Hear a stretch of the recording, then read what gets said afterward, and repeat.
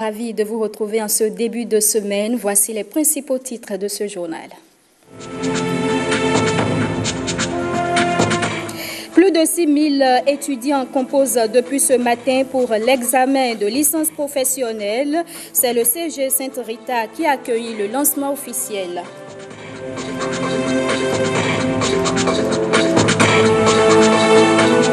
Et puis on parlera de l'Assemblée générale constitutive de l'Alliance de la société civile pour l'intensification de la nutrition au Bénin.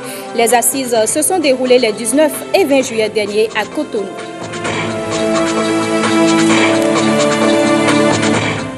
Les sports sont également au rendez-vous avec la 3e édition du cross-country militaire de l'indépendance, une activité en prélude à celle du 1er août qui a rassemblé les forces armées béninoises. Merci de nous rejoindre. Les examens de fin d'année, on en parle encore, mais cette fois-ci, ce sont les candidats de niveau licence qui ont démarré la composition ce matin. Plus de 6 000 étudiants sont inscrits à cet examen lancé officiellement au CEG Sainte-Rita. Jean-Claude James, Alessi Kenom.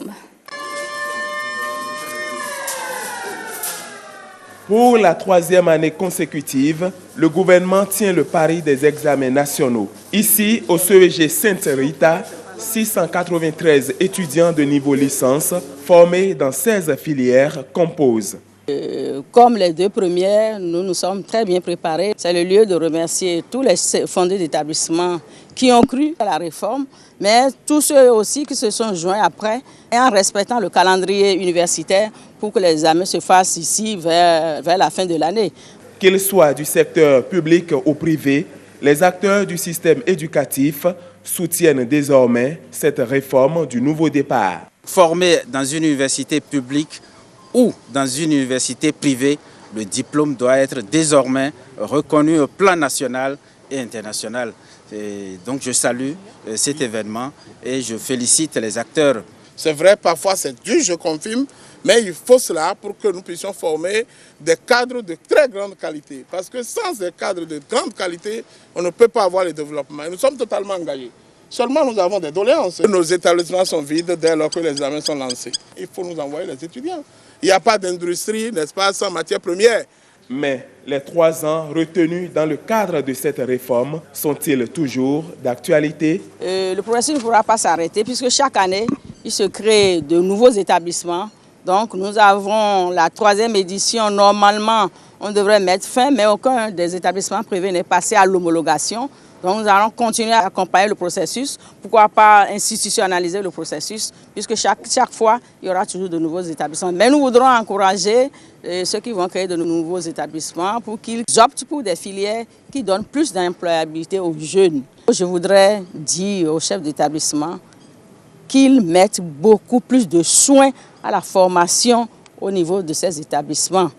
Le problème n'est pas seulement au niveau des établissements privés, il est également au niveau des établissements publics.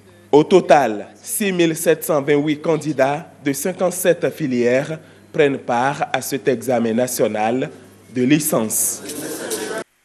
Bonne chance donc aux candidats. Le comité d'organisation de la fête culturelle Odun, Ekaro Odire, l'ONG Alcré et plusieurs autres organisations ont été les hôtes du président de l'Assemblée nationale, Louis Vlavonou, au menu des échanges, promotion de la bonne gouvernance, législation en matière d'administration de culte endogène, pour ne citer que ces sujets. Guillaume Avienou.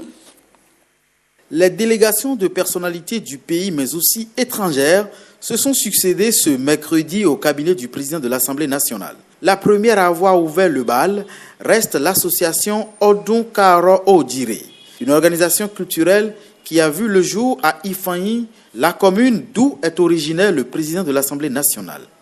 Après son élection, on s'est dit que ça va être justice de venir lui présenter nos félicitations. Et on a profité de cette audience pour lui parler un peu aussi de Kaodire, qui, il a rappelé, est un thème très englobant. C'est un grand monde du Nigeria, en passant par le Bénin et ailleurs. Aujourd'hui, c'est Ifanyi qui est en train de porter ses flambeaux dans l'espoir que dans un avenir proche, on va trouver la formule idéale pour que tout ce qui est Yoruba, que ce soit au Bénin et ailleurs, puisse quand même se retrouver. À la suite du comité d'organisation de Odun Karo Odire, le président de l'ONG Alcré, connu pour la promotion de la bonne gouvernance et de la lutte contre la corruption.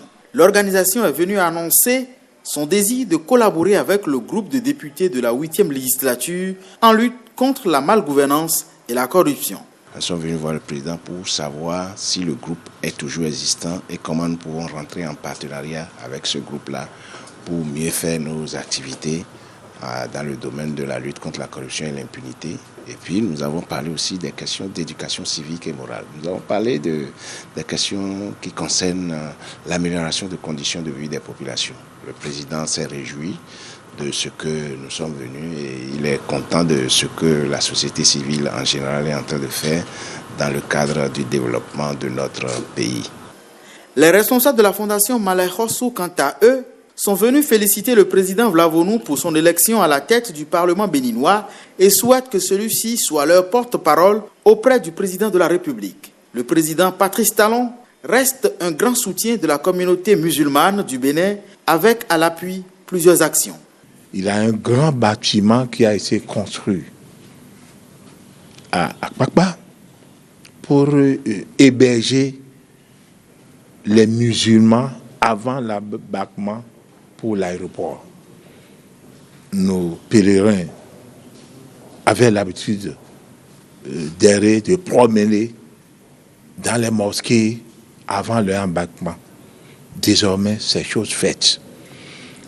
Le chef de l'État a réconcilié aussi les musulmans. Je parle de l'Union islamique du Bénin, qui était divisée en deux, et maintenant, nous sommes un et indivisibles. Et les imams et les alphas, ils continuent de prier pour que la paix revienne dans le pays. Une autre organisation venue aussi présenter ses civilités au président de l'Assemblée nationale, l'ONG internationale, la Jamaat islamique Ahmadiyya Bénin. L'institution a investi près d'1,2 milliard de francs CFA pour accompagner le Bénin au titre de 2018. Monsieur le Président, il était tellement content.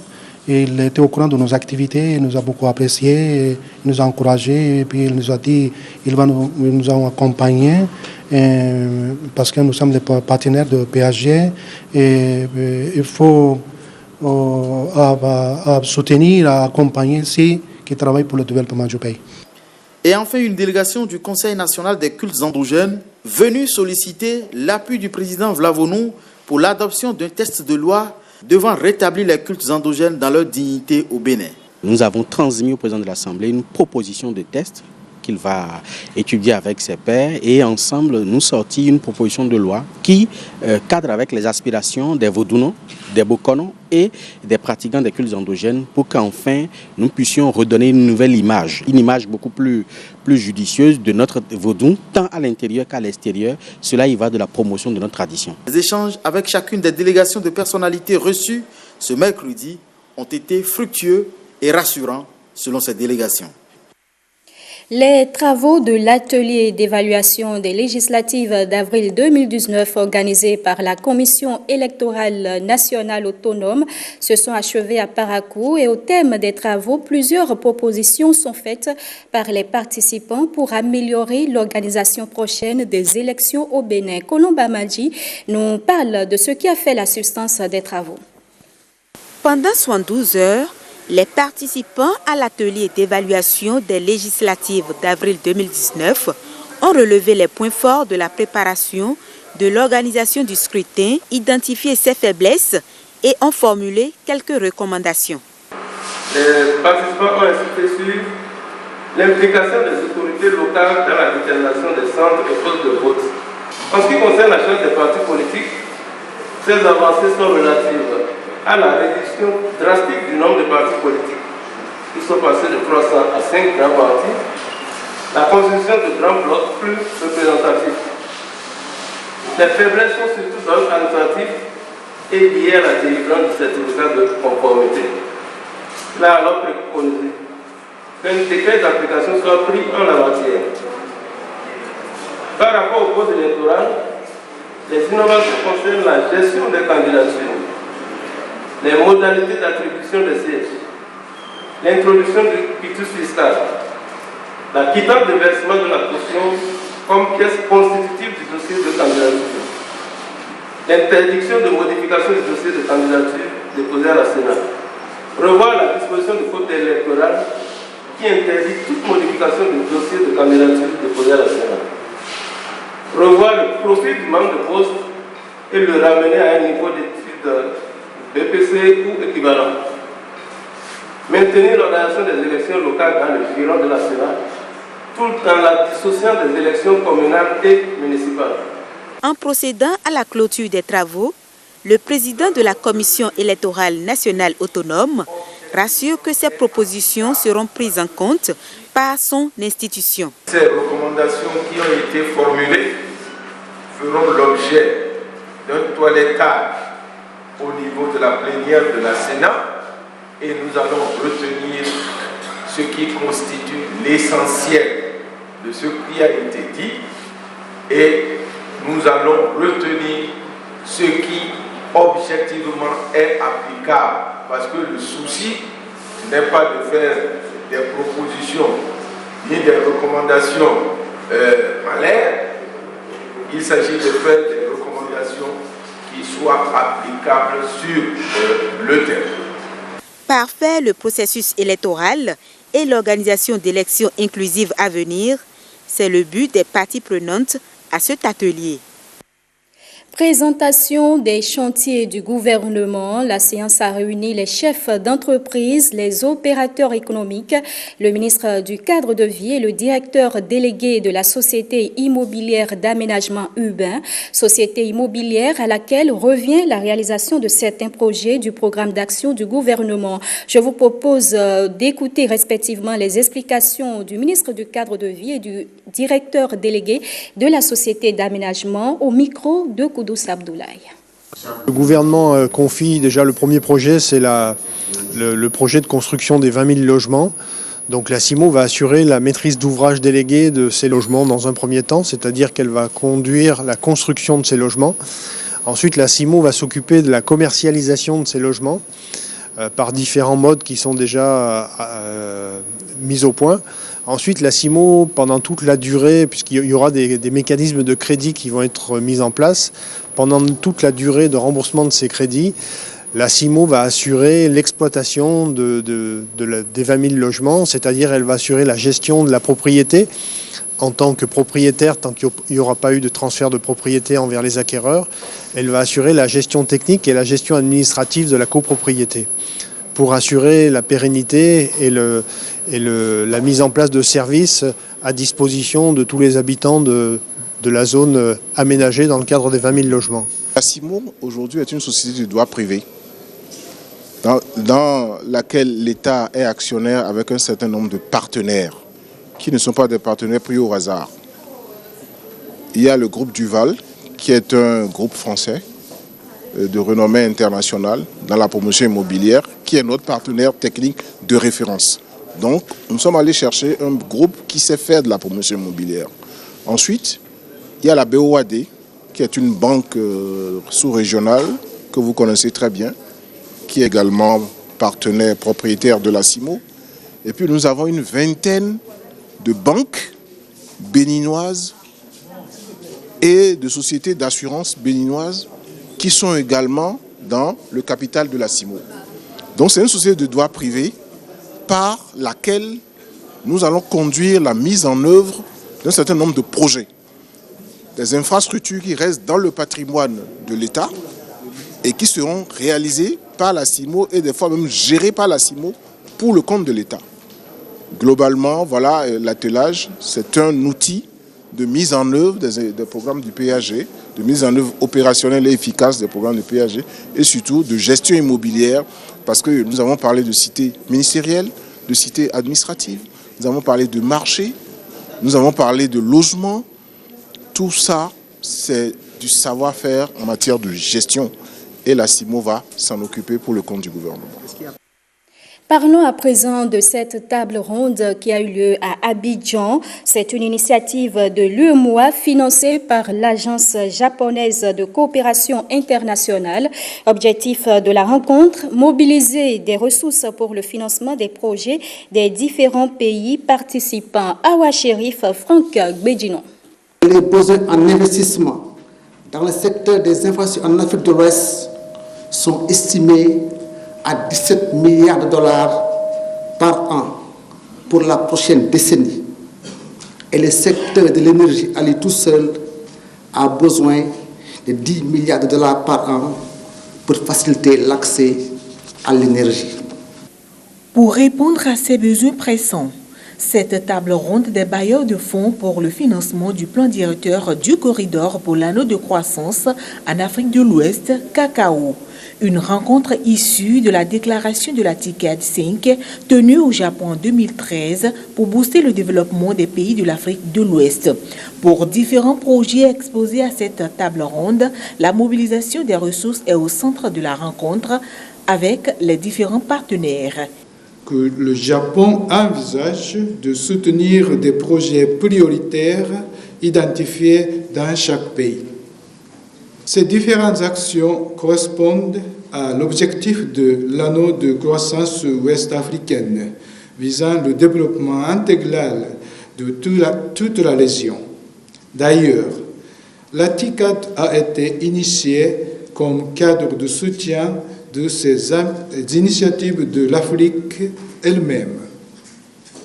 Je souhaite que les entreprises participantes profitent des séances de concertation de ces 3 derniers jours pour saisir des opportunités de nouvelles affaires et l'investissement.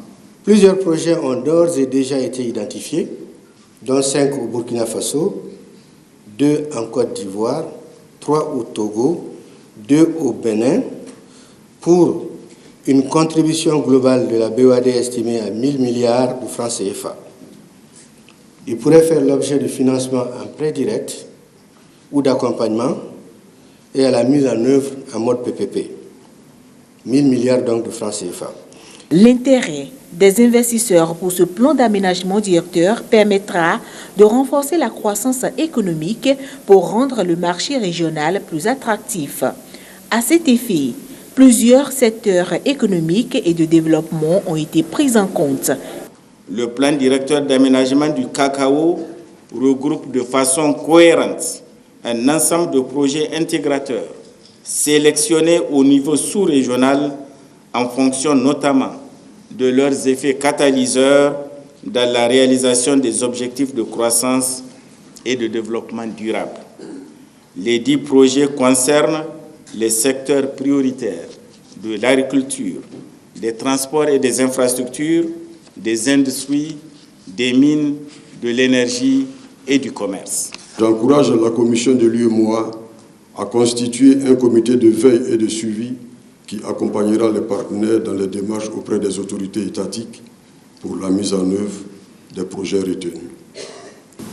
Avec l'entrée en vigueur très prochaine de la zone de libre-échange continentale africaine, la ZLECAF, les initiatives comme le plan directeur de l'aménagement de croissance de l'anneau de croissance en Afrique de l'Ouest deviennent éminemment stratégiques.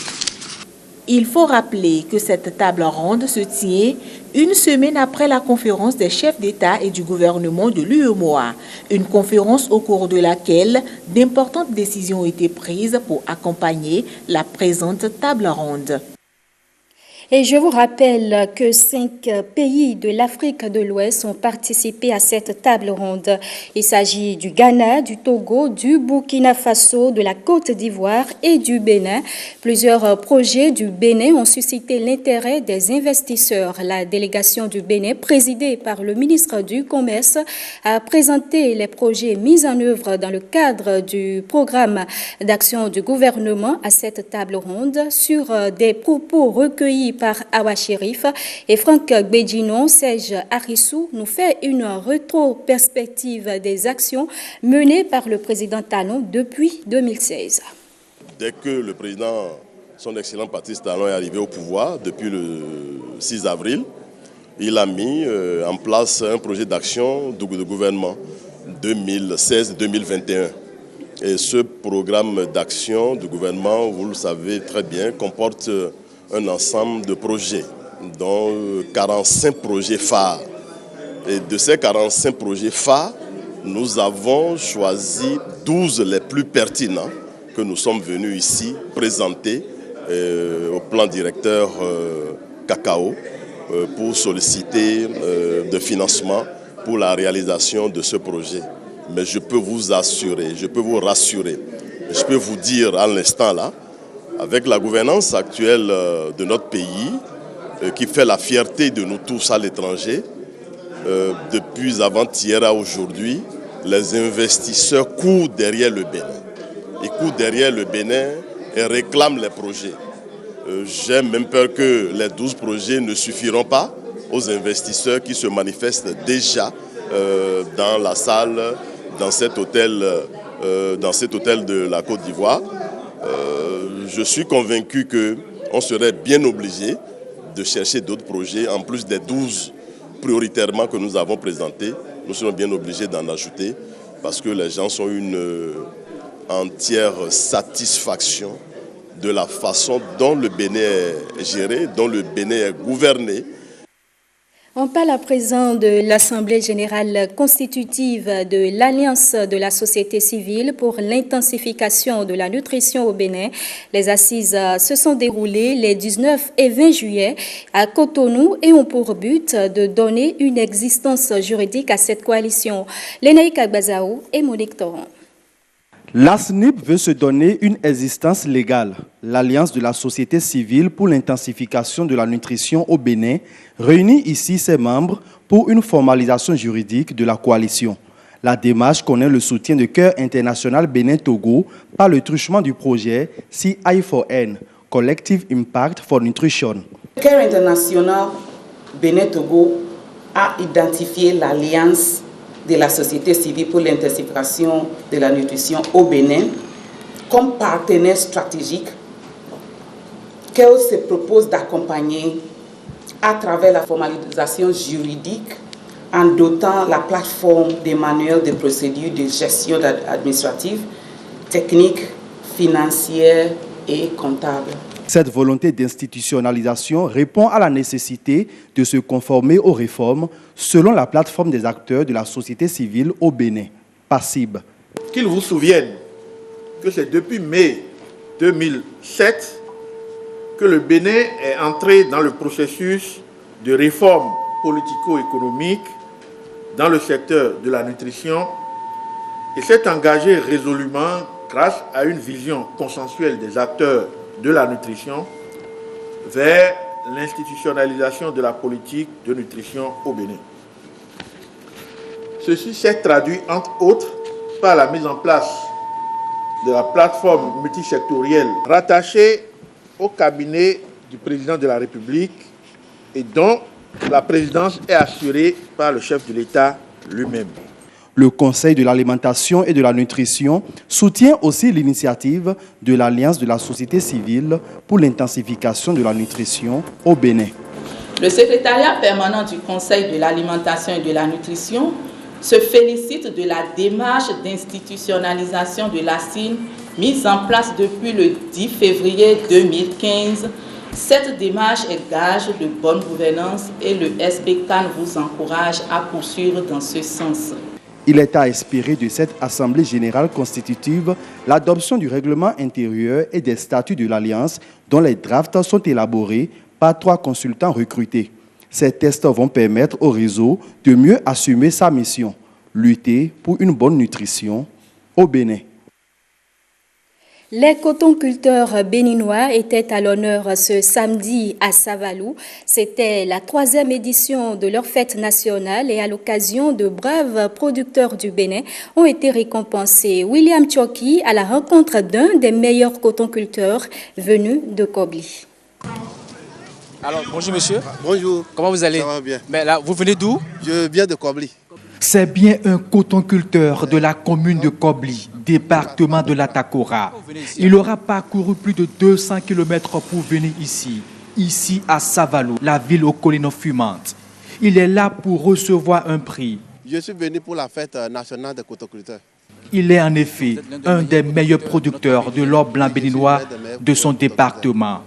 J'ai fait 18 hectares de coton. Comme lui, ils sont plusieurs centaines à rallier le stade Omnisport de Savalou. Ils viennent de toutes les localités productrices du coton.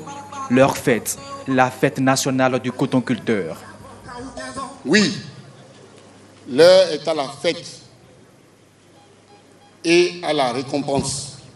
En 2018-2019, la campagne que nous célébrons aujourd'hui, les superficies emblavées ont été de 656 500 hectares pour une production de 678 000 tonnes. Totalement commercialisées et payées aux cotonculteurs. Ce coton, je le signale, a été produit sans aucune subvention de l'État. On célèbre donc la prouesse de ces braves producteurs. Ils ont fait du Bénin pour la campagne 2018-2019, premier producteur du coton de l'Afrique, une prouesse que le ministre tient à rappeler, chiffres à l'appui. Lorsque nous savons que ce coton peut nous donner, dans les bonnes conditions, 3 tonnes au moins en milieu paysan, parce que sa capacité dépasse 4 tonnes pour toutes les variétés que nous cultivons, et que nous ne sommes qu'à 1 tonne 5, c'est que nous avons encore de grandes possibilités devant nous d'améliorer ces performances. C'est là le point central. C'est sur ça que nous devons travailler. Le coton joue alors son rôle de culture locomotive de l'agriculture béninoise. Pour la dernière campagne, il aura permis d'injecter un important flux financier dans l'économie nationale. Tous les secteurs sont touchés, le commerce et le transport en premier lieu. Titre des activités de la campagne agricole 18-19, un montant de 99,75 milliards de francs a été versé au profit des cotoculteurs. Les transporteurs de la filière ont touché quant à eux 52 milliards de francs CFA. Les autres acteurs, qu'il s'agisse des manutentionnaires, des transitaires et autres, 11 milliards de francs CFA. Et la contribution directe de la filière au budget de l'État est évaluée à 13 milliards. Pour notre pays, la filière coton est au cœur du commerce et de notre tissu industriel. Pendant longtemps, nous avons sous-utilisé nos usines d'égrenage faute d'une production suffisante de coton-graines. C'était un manque à gagner colossal pour nos opérateurs économiques et pour notre pays. Vous comprenez donc ma joie de constater depuis quelques années que, par vos efforts, votre abnégation, nous arrivons désormais à réaliser et même dépasser la capacité d'égrenage installée dans notre pays, au point où le besoin d'installer de nouvelles usines d'égrenage et de distribution devient une impérieuse nécessité. Et en guise de félicitations, ils ont reçu de nombreux prix, des tracteurs, des motoculteurs, des intrants et même de l'outil informatique, un ensemble d'éléments et d'instruments pour maintenir le cap. Merci William Tchoki. Place au sport. L'état-major général des forces armées béninoises a organisé la 3e édition du cross-country militaire de l'indépendance, une activité en prélude à celle du 1er août. Elle a rassemblé les forces armées béninoises. Voici le reportage. Autre forme de célébration des festivités du 1er août. Plus de 500 personnes ont pris part à ce cross-country au vu et au su des autorités militaires et paramilitaires des forces armées béninoises. La compétition s'est déroulée sous forme d'un semi-marathon de 3, 5 et 8 km hommes et dames. Le sport, un facteur indispensable dans la cohésion sociale. Le sport est un facteur de cohésion et nous avons besoin d'avoir un corps sain et un esprit sain. Par la suite, avoir un esprit sain dans un corps sain. Je fais référence à une locution latine qui dit ceci: mens sana in corpore sano, un esprit sain dans un corps sain. Nous en avons besoin pour renforcer la cohésion entre nous. Nous en avons besoin pour renforcer la fraternité d'armes entre militaires et forces paramilitaires. Nous en avons surtout besoin pour être en forme afin de pouvoir accomplir les missions qui sont les nôtres. Je vous invite donc à faire de telle sorte que les années à venir, la participation soit plus massive. Pour une troisième fois consécutive, le cross-country militaire a connu la participation de tous les grades. Adjudant, adjudant-chef, lieutenant, colonel, commandant et chef d'état-major ont tous parcouru la capitale économique du Bénin. Cette troisième édition, comme toutes les premières, a pour objectif de renforcer les liens entre les différents personnels des forces de défense et de sécurité et autres, permettre à chacun, dans une ambiance collective, d'éprouver son physique et son mental, gage d'un développement de notre chère patrie. Au terme de la compétition, place à la remise de médailles et trophées aux plus méritants. La troisième édition du cross-country militaire s'est achevée. Prochaine édition, juillet 2020. C'est la fin de ce journal. Merci de l'avoir suivi.